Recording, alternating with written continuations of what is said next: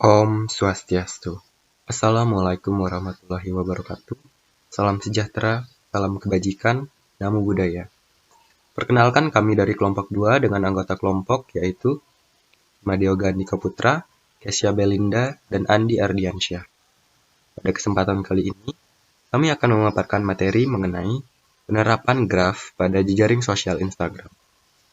Presentasi akan dibuka dengan memaparkan materi mengenai teori-teori dasar graf yang akan dibawakan oleh teman saya, Kesya.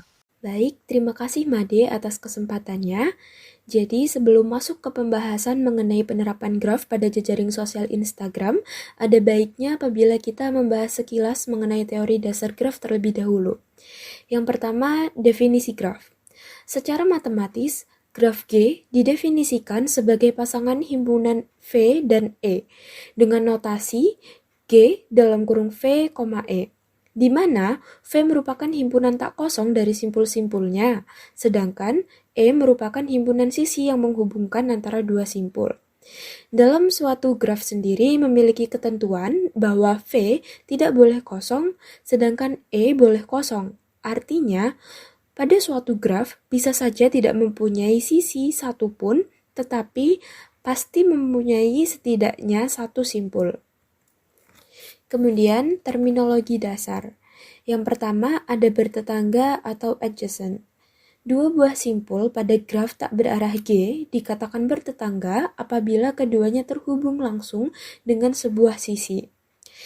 Nah, dapat dilihat pada contoh graf yang tertera, terlihat bahwa simpul 2 bertetangga dengan simpul 1 dan simpul 3, namun tidak dengan simpul 4. Mengapa demikian? Hal ini dikarenakan simpul 2 dengan simpul 1 dan 3 terhubung langsung dengan sebuah sisi, sedangkan simpul 2 dan simpul 4 tidak terhubung langsung dengan sebuah sisi. Yang kedua, ada simpul terpencil. Simpul terpencil merupakan simpul yang tidak mempunyai sisi yang bersisian dengannya, atau dapat dikatakan bahwa simpul terpencil merupakan simpul yang tidak satupun bertetangga dengan simpul-simpul lainnya. Nah, pada contoh graf tersebut dapat kita lihat bahwa simpul 5 merupakan contoh simpul terpencil.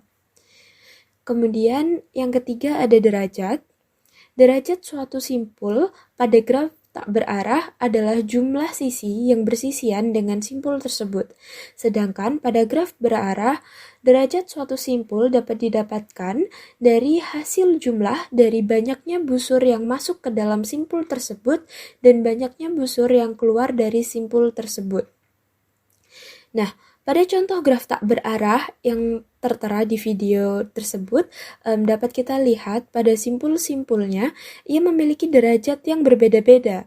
Nah, pada simpul 2 dan 4, ia berderajat 2, sedangkan pada simpul 1 dan 3, ia berderajat 3. Kemudian yang keempat, ada sirkuit atau siklus. Sirkuit atau siklus merupakan lintasan yang berawal dan berakhir pada simpul yang sama. Nah, sebuah sirkuit dikatakan sederhana apabila setiap sisi yang dilaluinya berbeda. Panjang sirkuit sendiri dapat didapatkan dari jumlah sisi di dalam sirkuit tersebut. Nah, untuk contohnya, kita dapat memisalkan pada graf tersebut terdapat lintasan yang berawal dari simpul 2 menuju simpul 1 dan dilanjutkan ke simpul 3, lalu kembali ke simpul 2. Nah, maka dari itu lintasan ini dapat kita katakan sebagai sirkuit atau siklus. Yang kelima, terhubung atau connected. Graf tak berarah G dikatakan graf terhubung apabila setiap pasang simpul A dan B di dalam himpunan V terdapat lintasan dari A ke B. Apabila tidak ada, maka G disebut graf tak terhubung. Sedangkan pada graf berarah akan dikatakan terhubung apabila graf tak berarahnya terhubung.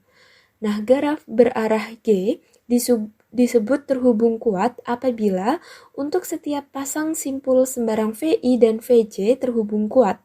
Apabila tidak, maka graf G disebut graf terhubung lemah. Kemudian yang terakhir ada upagraf.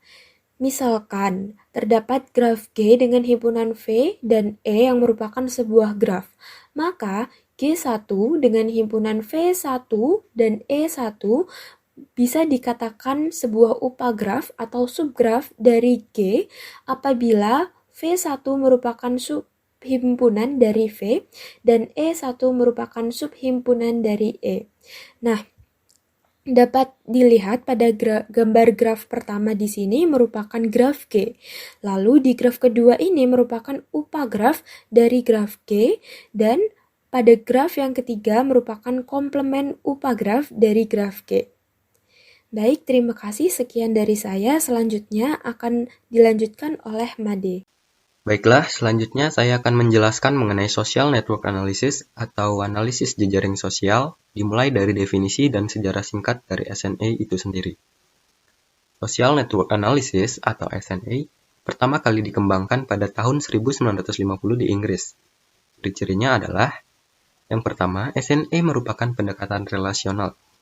Yang kedua, SNA fokus pada hubungan antara dua titik. Dan yang terakhir, SNA menggunakan metode kualitatif. Dalam SNA, ada istilah-istilah yang penting untuk diingat, yaitu yang pertama, aktor sebagai subjek, contohnya makhluk hidup, akun media sosial, dan sebagainya. Yang kedua, ada garis atau ties, sebagai keterangan atau bobot hubungan antar subjek, contohnya kegemaran, keyakinan, kelompok, dan sebagainya. Yang terakhir, ada peta SNA yang berfungsi memberi arahan mengenai bagian dari SNA, seperti dasar, fundamental, perantara, aturan, dan ikatan. Kemudian, membahas mengenai network dalam perspektif SNA, network atau jejaring didefinisikan sebagai sekumpulan nodes yang dihubungkan oleh links atau ties. Nodes adalah kita, individu yang terlibat dalam sebuah network, sedangkan ties adalah hubungan dan interaksi yang terjadi antara kita dengan individu lainnya. Ties bisa berbeda-beda tergantung tujuan dan kebutuhan analis. Selanjutnya akan dijelaskan oleh teman saya, Andi. Oke, selanjutnya kita akan membahas mengenai penerapan graf pada jejaring sosial Instagram. Pada visualisasi hubungan atau interaksi antar individu Instagram dapat divisualisasikan dalam bentuk graf. Misalkan kita punya graf Y, yaitu P, E, di mana dalam hal ini P itu atau vertex terdiri dari individu atau username Instagram, sedangkan E atau sisi direpresentasikan berarah yang mana menggambarkan interaksi mengikuti atau following.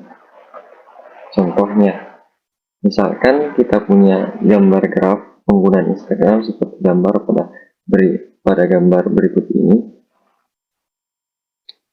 yaitu vertex ke-1. Misalkan vertex ke-1 diisi dengan username 1 dan vertex kedua diisi dengan username 2. Dalam kasus ini terdapat beberapa kemungkinan.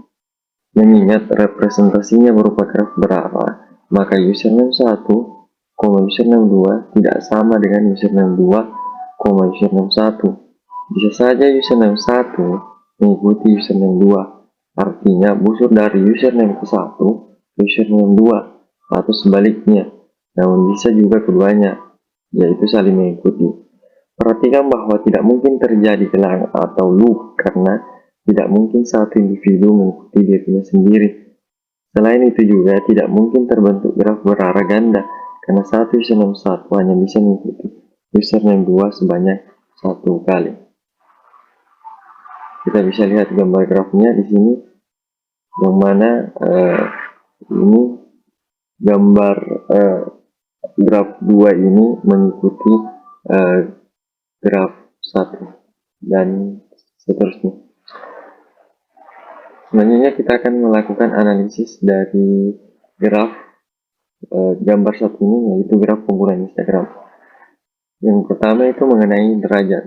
Karena graf tersebut merupakan graf berarah, maka derajat masuk ditambah derajat keluar itu sama dengan derajat keseluruhan, sehingga diperoleh sebagai berikut, yaitu derajat yang bersimpul 0 itu sama dengan 4, derajat 1 itu sama dengan 6, derajat 2 sama dengan 7, derajat yang berderajat 3 sama dengan 4, derajat 4 sama dengan 4, yang berderajat 5 sama dengan 5, yang berderajat 6 sama dengan 3, yang berderajat 7 sama dengan 4, yang berderajat 8 sama dengan 4, yang berderajat 9 sama dengan 2, berdaya 10 sama dengan 3 dan berdaya 11 sama dengan 0. Semakin banyak derajat, maka simpul menerangkan bahwa individu username tersebut mempunyai interaksi yang sangat banyak atau luas dengan pengguna lainnya, dan begitu juga sebaliknya. Kemudian yaitu simpul terpencil. Terdapat satu simpul terpencil yaitu simpul 11 atau username 11. Kita bisa lihat di sini terdapat simpul terpencil. Kemudian hal ini berarti bahwa pengguna user atau individu tersebut belum berinteraksi dengan pengguna lain, atau bisa dikatakan bahwa pengguna ini belum mempunyai following atau follower. Kemudian yang ketiga itu sirkuit. Salah satu sirkuit yang terdapat di dalam graf tersebut adalah 14821. Kita bisa lihat dari gambar ini, yaitu 1 ke 4 ke 8 ke 8 ke 2 kembali lagi ke 1. Kemudian terhubung. Graf tersebut merupakan graf terhubung karena simpul yang menghubungkan busur masuk namun tidak memiliki busur keluar, begitu juga sebaliknya. Contohnya simpul 9 atau username 9 dan memiliki 2 buah busur masuk namun tidak memiliki satupun busur keluar. Yang terakhir adalah upagraf. Graf tersebut terdiri dari 2 buah komponen yang terhubung karena simpul terpencil merupakan atau dihitung satu komponen dan satu komponen besar lainnya. Sekian dari saya. Baiklah, sekian yang dapat kami sampaikan pada presentasi kali ini. Apabila ada kata-kata yang kurang berkenan, mohon dimaafkan. Om Santi Santi Santi Om. Wassalamualaikum warahmatullahi wabarakatuh.